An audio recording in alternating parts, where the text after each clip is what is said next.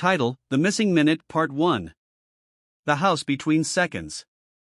Every day at exactly 12 p.m., Mia LeClaire vanished. No one noticed. Not her co-workers at the cafe, not the people she served lattes to, not even the security cameras that should have been watching her. One frame she was there, the next empty air.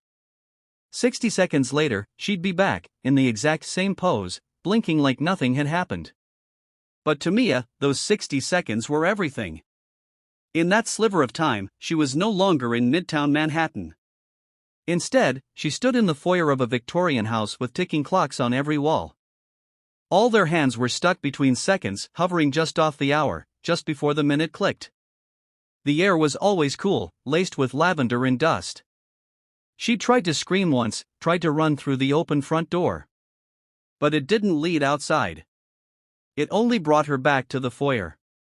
And always, after a few heartbeats, there he was. Part 2, The Masked Child. The boy stood at the base of the grand staircase. He wore a porcelain mask shaped like a lamb's face, soft curls and a still, painted smile. His clothes were old-fashioned, velvet coat, gray stockings, little black shoes. And his voice, every time, was the same. "You're almost ready." The first time, Mia had yelled at him. Demanded answers. He only tilted his head and repeated it. The second time, she ignored him and explored. By the third week, she started asking questions. Ready for what? What is this place? Who are you? But the child never changed. Just those 3 words. You're almost ready. Part 3, The Shifting Room. One hallway led to a set of double doors. The first time she opened them, she found a funeral parlor, dusty pews, a coffin closed tight, lilies already wilting.